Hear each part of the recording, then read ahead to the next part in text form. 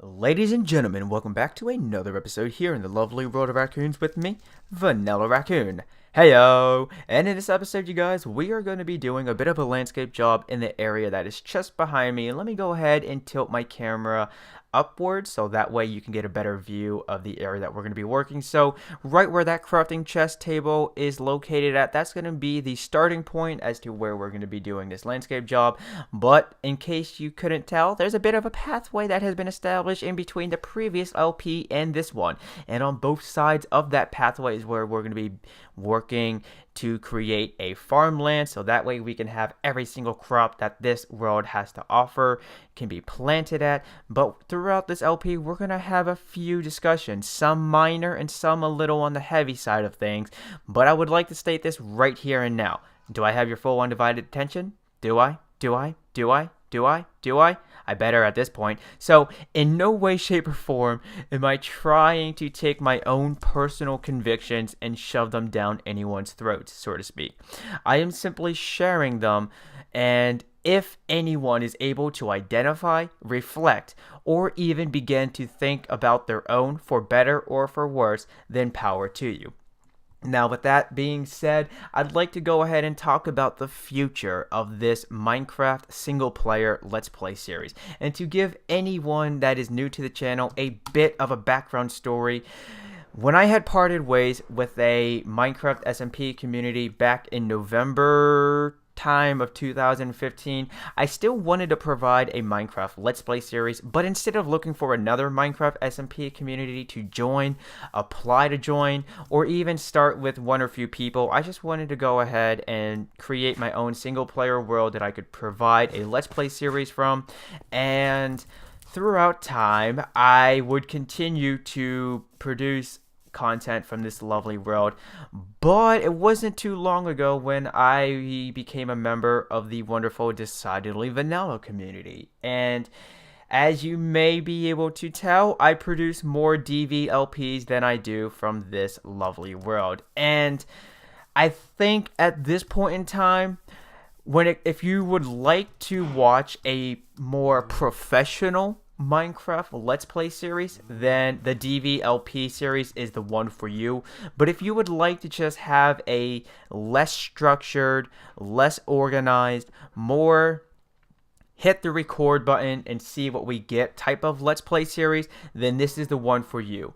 Now, I'm not going to say this for every single LP from this lovely world, but every once in a while I may open up the floor to have a bit of a discussion in the comment section with you all, where I may talk about certain things in life that are currently on my mind, things that I have seen or things that I have heard, and I feel like just, opening up the floor to talk about them with you, because at this point in time, I at least feel that all of us, the peeps of the World of Raccoons, not this lovely world, but that's what I call my community here on YouTube, the World of Raccoons. At this point in time, I feel like most of us are able to sit down and have an adult-like conversation where we can respect one another's opinions, personal convictions and such, and not get into a pissing match with one another. So, with all of that now being said,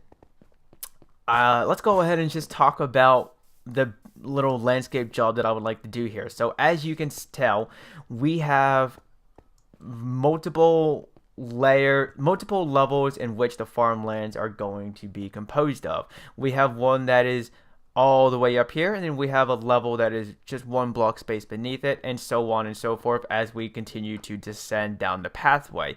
Now, my idea is to go ahead and create a huge open field, but then maybe take various stone blocks and create some form of a wall that can then be the perimeter in which a particular crop will be grown in. So say, for example, right before us is where we will be growing some beetroot, and then we will have another section that can be designated for potatoes, and then another one designated for carrots, and one for wheat, and then even we'll have the stray watermelon / pumpkin growing within each of those fields, but then we're going to be doing the same thing over here. Now, we don't have that much space to work with, but that's okay because in the past I have been able to take small workspaces and produce art from them. And I'm not just saying like he took something and made something of it. It's wow, I can't believe he was able to do that with such a small space or whatever, If only I could learn to be a great builder like him. But it looks like it's getting to be dusk, so I'm going to go ahead and I'm going to begin to do a bit of a landscape job. And then when I come back, we're going to have a bit of a progress, and then we're going to have another discussion in that segment. So I'll see you guys in a moment. At this point in time, I'm pretty sure you all don't need me to say it, but I'm going to anyways. Progress update time. So, as you can tell, I have already started to grow some wheat, whereas the potatoes are still a work in progress. And the reason why I decided to grow wheat first is because they are essential in helping me repopulate the moo-moos that we have over in the moo-moo pasture that we created in the previous LP. And in the event that you missed that LP, through the power of YouTube cards, one will be appearing at the top right corner of your screen right now that will take you to it. Now, as you can tell, the wall is composed of cobblestone and stone brick blocks. This is because I wanted to focus on applying variation into the wall, and the way I went about applying variation is using the different shades of stone blocks that are in this resource pack, A Little Taste of Germ, which is a magnificent resource pack. In the event that you don't have it, I highly suggest that you do. There will be a link in the description section that will take you to Mediafire, which is where you can go ahead and download this magnificent resource pack. But also, the next thing I want to talk to you all about is not only the future of this LP and where I'm going to be taking it in regards to content, but also I want to just briefly discuss with you something that I've been meditating on for quite some time, and that is the use of Game Mode 1. Now, I know, some of you may be thinking to yourself, well, geez, Van, Corman, Vanilla, Nilla, Vanillaraccoon, Smurf. It's a cardinal sin to go in a survival world and then go into cheaty weedy mode. But rest assured, you guys, these are my ground rules that I have for the use of Game Mode 1. I am not to give myself anything that can speed up the process of achieving an OP level or an OP stat. In this game, I am not going to give myself additional blocks whatsoever. I am not going to even sorry about that. I am not going to do anything that can quote-unquote speed up the process of achieving something in Minecraft. The only times I would use it is if it's to help do some landscaping, which is what I have done over here. Let's go ahead and just adjust our point of view so that way we can get a better look at the landscaping. Now, I tried to create a hillside that was rather steep, and originally I wanted to create a hillside that would have a slope that was for the most part going along something like this that you see right here. Let me just go ahead and undo theater mode. So what I mean by that is I wanted to have a slope that was fairly even. You don't have to worry about something like this where it's going up, and then going linear and then going up again. I wanted to try and create some form of an obtuse angle, if that's the one, or maybe acute. No. An acute angle would be something less than 45, or is a angle that is less than 90 degrees, and an obtuse angle is one that is greater than 90 degrees. See, I remember some of my maths from my studies in schooling when I was young, but for the most part, I think my landscaping job is, I'm not going to lie, I think it's okay. I mean, I will pat myself on the back, but I'm not going to give myself a trophy or anything. But I think at this point now, I'm going to go ahead and continue to do some landscaping on this side. And again, I'm not going to use Game Mode 1 to help give me enough seeds to plant the crops that I need, or give me the various stone blocks that I am using to create the wall. I'm still going to be in game mode 0 and go mining to gather my resources, because I do believe in working hard to receive things in life, and that's going to lead into the next topic of discussion that I would like to do, that I would like to have in the next segment. So before I go ahead and get into that, let me go ahead and finish doing some landscaping on this side of the pathway, and then when I bring it back, we'll have hopefully a few more farmlands established, and then we'll go ahead and begin the next topic of discussion. Well, ladies and gentlemen, it is a brand new day here in the lovely World of Raccoons, and it is also a brand new day in real life, and in fact, it has been a few days since the recording of the previous segment, and that is because a few unexpected things in real life had popped up that needed my full undivided attention. And also over on the wonderful Decidedly Vanilla SMP, a few server mates and I went ahead and created an Ender 2.0 that does work in Minecraft 1.11. And although I did not record anything, I do think that Zloy XP had recorded most of what occurred yesterday, the 18th of November, and I do think that Page of Maces also recorded most of what we did, so be sure to check out their channels for those LPs. And with that being said, let's go ahead and take a look at the overall finished farmlands. Now, as we begin to walk down this pathway, I want to just say that this farmland, it did not turn out the way I had thought it would. Originally, I was envisioning something like a Thomas Kincaid painting, where you would see field after field after field after field surrounded by all this luscious overgrowth and possibly even a tree line. But obviously, we don't have that. We have our farmlands encased within stone-based walls, and for the most part, I love it. It's, like I said, it's not what I thought it would be, but hey, you know, that's the beauty of Minecraft, when you create something and it comes out something completely the opposite, or even not even something intended at all, or what you thought it would look like.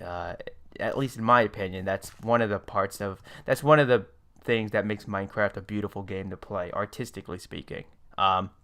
But let's go ahead, take a look now. So on this side, we have a farmland area that actually you have to walk at an angle to get to, as opposed to just walking and then doing a sharp 90-degree turn and opening a fence gate, which this could be a little problematic, because if we were to be here at night and some creepers come by and I don't hear them or see them at first, they could sneak up and potentially ruin this farmland area. So here's the knocking on my wooden desk, hoping that does not happen. But I went ahead and took a chorus fruit flower. Oh man, I always forget what this is. Hold on a second. I took a chorus flower, planted it down, and then just to keep it from growing upwards and such, I took a single string and placed it on top. And I thought for aesthetic detailing and prettyfulness that would help, and to me at least it does. And I went ahead and took one and planted it in every single farmland area, so as we walk through this wheat field, you'll be able to see it sort of. And also, just to add some overgrowth to each farmland, I took various leaf blocks such as oak leaves and birch leaves, and just sprinkled them around in no particular order. And as you can tell, also not directly in our field of view, but out of the corner of our eye, we're able to see the occasional rose bush, and that was done so intentionally for that purpose, because I want each time you walk into one of these farmlands, I want you to see the crops that you want to harvest. It's not something like, oh, it's all the way over there, how am I going to maneuver there? It's just, oh, it's there, let's go walk up to it, grab it, and then be on our merry little way. But also, again, just for the aesthetic detail and to apply some overgrowth, I thought a rose bush would be nice to go ahead and plant. And just to take a glance at the potato farmland, like I said, there's a chorus flower over there, and then we have the the rose bush off to the corner of our eye. So, I do think in the previous segment that I had mentioned that in this one, I wanted to talk about working hard to receive things in life. That's a personal conviction of mine, and to make a really long story short, because at this point now we should be about maybe 15 minutes into this LP, and I don't want it to go any farther than 22 minutes. But to make a very long story short, okay? I was not always a hard worker. In fact, I was, for the most part, fairly complacent with just about anything and everything in life. When I was 7 years old, I was diagnosed bipolar, and throughout most of my childhood up until high school, I was bullied, and nope, that's not the right chest. And I was bullied, and because of this, I sort of stuck to myself. I didn't really want to have that much interaction with anyone other than the few friends and best friends that I had at the time. And then once high school came around, oh, excuse me, I kind of got the burps. When high school had come around, life had definitely done a 180, and things were tip-top great and everything. However, I started drinking towards the end of my high school career. Not every single day and such, but I did a bit more drinking than I should have, or your typical teenager would, shall we say.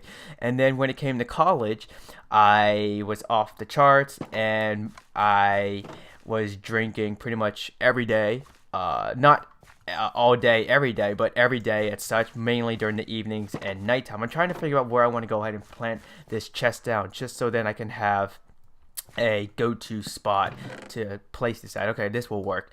And so and so what I'm getting at with that little quick bit is that my life, in the event that you're new to the channel and such, there are a few reasons as to why I don't remember most of my childhood and most of my early adult life.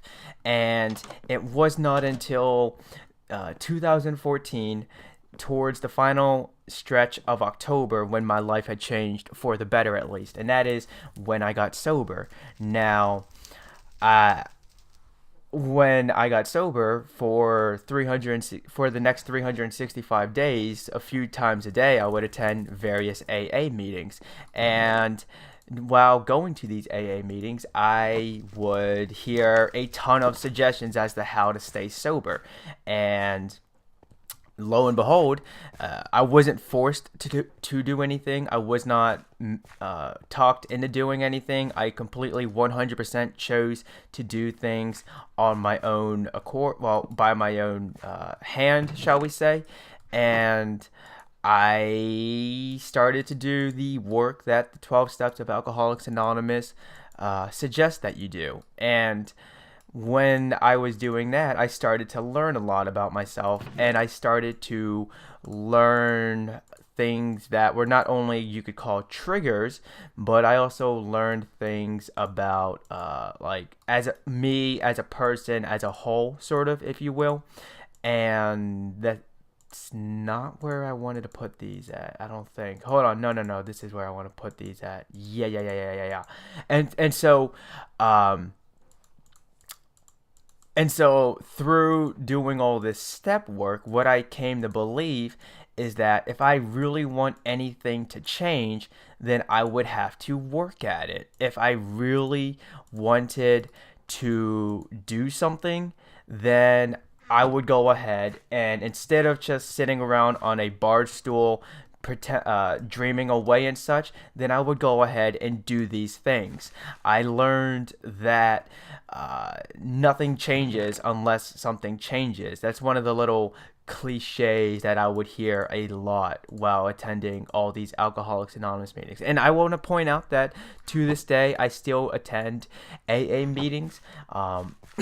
And actually, whenever I get my hands on money, whether it's through a commission or something from YouTube or any donation, I tend to take a fair portion of that and put it in the seventh tradition. It's how AA meetings are able to continue to run and such. But I don't want to get into that because that's not what because I don't want this to be a AA promoting type of spiel, to use all. But and so, like I said, when it comes to doing hard work and such, that's something that I had learned from AA. And I'm not trying to say, oh, if you want to start to do something, you need to do this. No, you need to do that. No, no, no, no, no. What I'm simply saying here is that if you truly would like to do something, then, good things come to those who wait in between working hard. It's kind of like how you could say, it's kind of like how I would say there are people who do things, but they do things just because they're complacent with how things are. They're not really looking to do anything or make anything new or exciting. They're just content with how things are, which is not a bad thing. I'm not bashing anyone that may have that mindset or be like that. But for me, at least, let's just go ahead and make a few more pumpkins so we can have this properly filled up. But what I am saying is, if there is something that you really, really would like to do or see done, then, like Nike would say, just do it. I, at least off the top of my head right now, can't really think of any negatives to trying something. Throughout my whole life, I was told that there's no harm in trying something new. And for the most part, that is, in my experience, fairly true. Maybe not for others, but for me at least, that seems to be the case. Let's just go ahead and place this down right here. And I feel like I'm missing something, but I can't. Oh, sugarcane and sugar. That's what I want to fill in those spaces as well. But that's my long story short / I guess you could call speech on hard working and how it pays off. Because eventually, even though at first it may seem like you have to do a lot of work just to get something done or just to begin to do something, nothing's gonna happen if nothing happens. And instead of sitting on a bar stool just dreaming about things, when you have the potential and the capability to accomplish these feats that you would like to, just go out and do it. If it feels like a lot of work at first, in my experience, and definitely in my experience, at first it did feel like a lot of work to do just something so simple, but it'll become second nature at some point. I'm not going to promise you that, and I'm not going to guarantee you that, and I'm not going to ensure you of that. But I will say, so long as you so long as you're consistent with the work and you eventually start to do the work because you want to, or fake it till you make it, so to speak, it'll eventually become second nature. As to when, I can't even say when that will happen, but at some point in time it'll become second nature, and it won't feel like you're doing work or anything. But now that we're probably 23, 24 minutes into this LP, and like I said, I didn't want to go any farther than 22 minutes, I think we're going to call that an episode. And in the next episode, we're probably going to be working over at the Ender 2.0 farm that we have in this lovely world, because while building it on the DV server, I found out that some things have been tweaked in Minecraft 1.11, and yeah, that's what we're running in this world. I'm not sure if I mentioned that in any previous segments, but some things are going to have to be tweaked with the Ender 2.0, and I figured I'll go ahead and base an LP on that. So, like I said, that's going to do it for this one. Thank you all ever so much for tuning in, and remember, if you like what you see, then please give that like button a hug and subscribe for the latest buzz. And if you had a blast with a good laugh, then make sure you favorite this video and share with a friend or two. But until next time, peeps, this is Vanillaraccoon, with apparently a wither skull on my head. I just realized that. How long has it been there? Peace out.